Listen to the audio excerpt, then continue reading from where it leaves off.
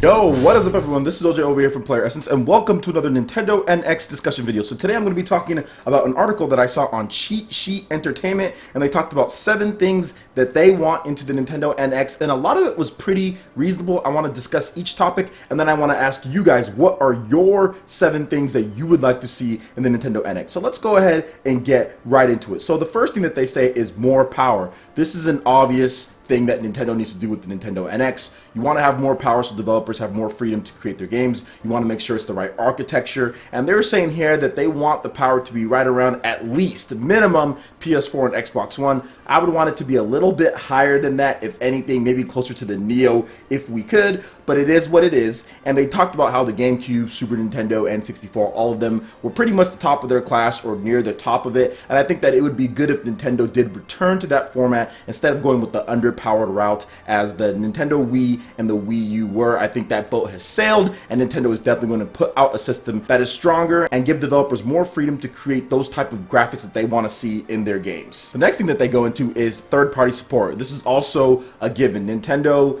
this is probably their worst third-party support that they've ever had for a main Nintendo console. I have never seen such a lack of titles from a main Nintendo home console ever, or really just a Nintendo console that's been in the limelight. So we're talking GBA, we're talking Game Boy, any of the main ones from handheld to normal main home consoles. I have never seen a console with less third-party support. I've never seen a device from Nintendo with less third-party support. Pretty much all companies dropped. All major companies dropped support after 2014 or so, and Nintendo cannot have a repeat of that. I think third parties prove their point to Nintendo that yes, they do need them. Nintendo does need third-party support, because without third-party support, Nintendo can only make so many games, and they're just not going to have the manpower to make enough games to satisfy everybody out there. So third-party support is obviously a big key for Nintendo going forward, and it's going to be very interesting to see what Nintendo's answer to that is. Alright, and with number 3, they talked about how they need a normal-ish controller. So they talked about how they want to have the Pro Controller evolved, and I honestly think that's the best route. Now, don't get me wrong,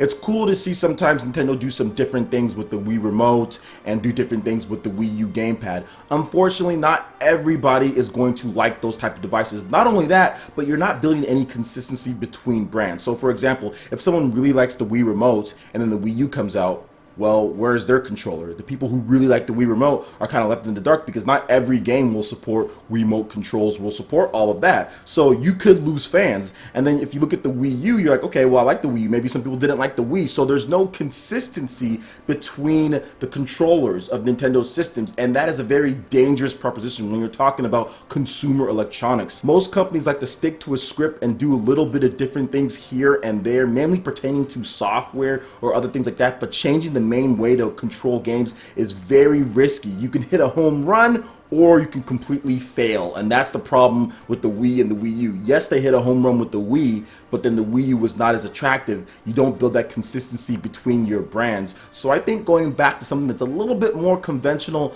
like an evolved Wii U Pro Controller, is the best way going forward, and highlight your games, because what anybody wants to say about controllers or anything like that, what makes Nintendo Nintendo is their games, first and foremost. So going back to a normal controller and then selling any type of new type of thing that you have on the side as a peripheral, as an extra, is perfectly fine. And you can make just as much money, in my opinion, doing that than actually forcing a gimmick into there with your controller and banking on casuals and everybody just eating that up. A little bit too big of a risk after the failure of the Wii U. Go back to a normal controller, sell something different on the side, and see what you can do going forward from there, and highlight how great your games are. Alright, and for number 4, they talk about backwards compatibility, which is a little weird, just because they say that how much of a failure the Wii U is. They talk about how it failed, but then they say, oh, we'll have backwards compatibility because people would like that. Well, I don't know about that one. They even say, yeah, the Wii U wasn't very successful, but the main selling point is strong Nintendo games.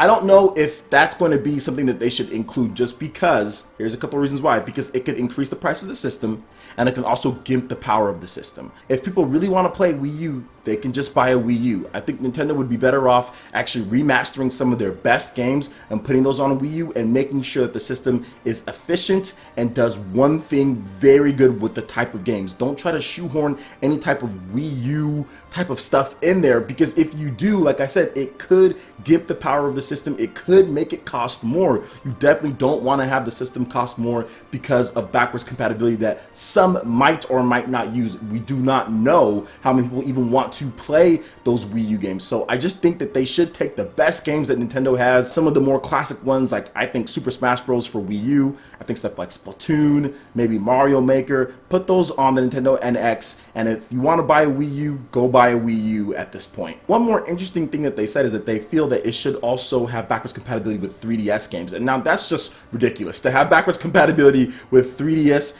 and with Wii U and have it be affordable, I don't know if they can do that because you have to include a chip for both of those systems. That is asking a little too much, and technically it's possible, but price-wise, I definitely don't think that's a good idea. If people want to play 3DS games, play 3DS games, or release some type of 3DS player that you can hook into the Nintendo NX. Don't make it an actual part of the system, which could jack the price up once again. For number 5, they talk about virtual console games going forward, and yes, I do think this should happen every single time with Nintendo. They have to redo the virtual console. I'm not sure why Nintendo does this. They should have had something implemented from the very beginning to where people can easily, at least Nintendo can easily transfer their virtual console games seamlessly from one to another. To have like something come out on the Wii then say, oh well, we have to re-release it on the Wii U, that is absolutely ridiculous for 8-bit 16-bit games. So hopefully Nintendo has some type of plan to where you can take all of your virtual console games going forward and it can just seamlessly transfer over. No long process, no re-downloading, none of that. Make it simple, make it quick, make there be cross-buy. If you already have it, you shouldn't have to buy it again. Nintendo has to think of something that they can do for this virtual console. I myself am not a huge fan of virtual console because a lot of these games are super old and I've already bought and played them over and over. I do have a few different games, so this isn't such a major thing for me, but I understand why the virtual console is popular and why people like it. Plus, it's something to where Nintendo can make a lot of money off of. Alright, and for number 6, this is probably my biggest point that Nintendo really needs to do, and they say a better online experience. So a few of the things that they say here as far as a modern online system: voice chat, party chat, achievements, and friends list. These are the basic building blocks of modern online offering, and they are 100% true. Could not have said it better myself. Nintendo is missing key components of basic online that we have seen since 2005 with the Xbox 360. The fact that Nintendo did not do their homework and did not study how a modern online architecture works is very disappointing and very backwards thinking from a usually forward thinking company at times. So I do think that Nintendo really needs to take a look and say, okay, we lost this round, okay? We have to invest in online. Nintendo has not wanted to invest online for the past 10 years. Since, heck, even before that, the GameCube. They've never wanted to invest online. They never want to get into that realm. They really need to because their systems just look so old when it comes to online play compared to other systems. The achievement system, or lack thereof, there's nothing. No party chat for a lot of games. No voice chat, very limited, no achievements, and if it does have achievements, it's just in-game ones. A lot of games are missing stuff like game invites to where you can't even invite your friends to play a game in Smash Bros. You have to use some external device in order to link up with your friends.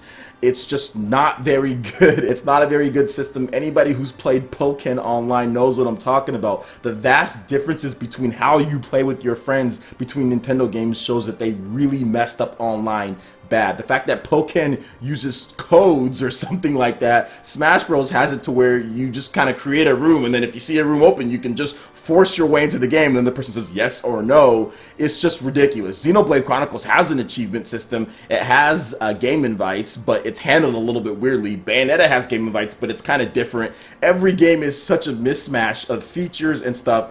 Needs to be universal. This will not only cut development time for developers, but it'll be more efficient for Nintendo if they just put this on a universal level. Developers will no longer have the need to implement all of that stuff themselves, like with Bayonetta 2 and like with Xenoblade Chronicles X, where they had to implement those own things, which do take time and testing. If Nintendo just did it right off the bat from the beginning, that gets us games faster. I think that will actually get us games faster. That will be more efficient for the developers because everything will already be done for them. So this is something that they really need to make sure that they invest in.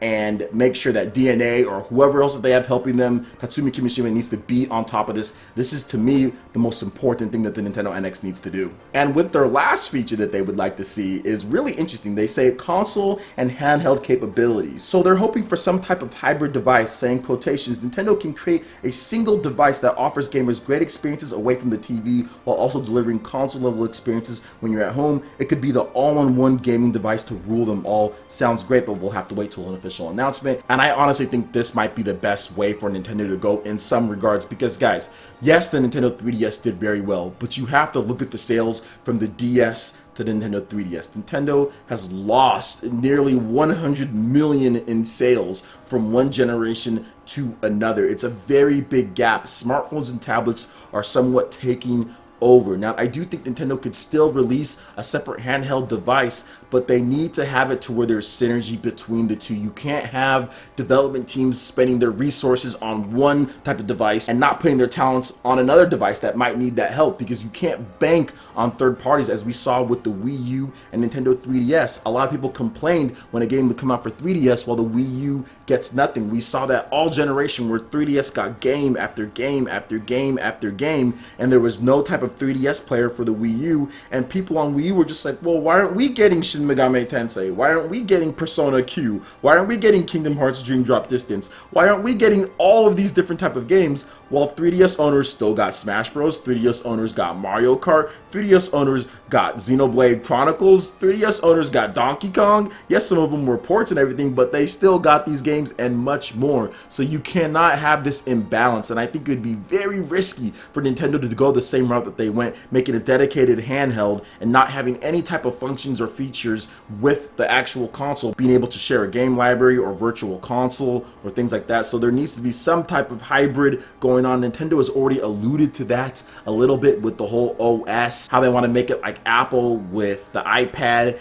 and with the iPhone. So hopefully Nintendo does that. If Nintendo doesn't, and it's like the 3DS and Wii U to where they're completely separate systems, like with the Nintendo NX Portable and Nintendo NX Home Console, I think that could spell trouble, especially when you have to divide your resources. So some type of hybrid for whatever the device is, whether it's the Nintendo NX and that is a hybrid, or Nintendo releases two separate devices with a Nintendo NX Portable and a Nintendo NX Home Console that can share games. Nintendo needs to make sure that there is synergy between the two, or I do see there being budget problems. I do see there being concerns with a lot of fans out there when one system gets something and the other system doesn't. Alright guys, that wraps it up for this video here. Go ahead and hit that like button if you did like it. Lets me know you guys want more content like this going forward in the future, and also subscribe to PlayerEssence for more news, reviews, trailers, tips and tricks, and everything on gaming. Thank you so much for watching, and we'll see you for the next video. Peace.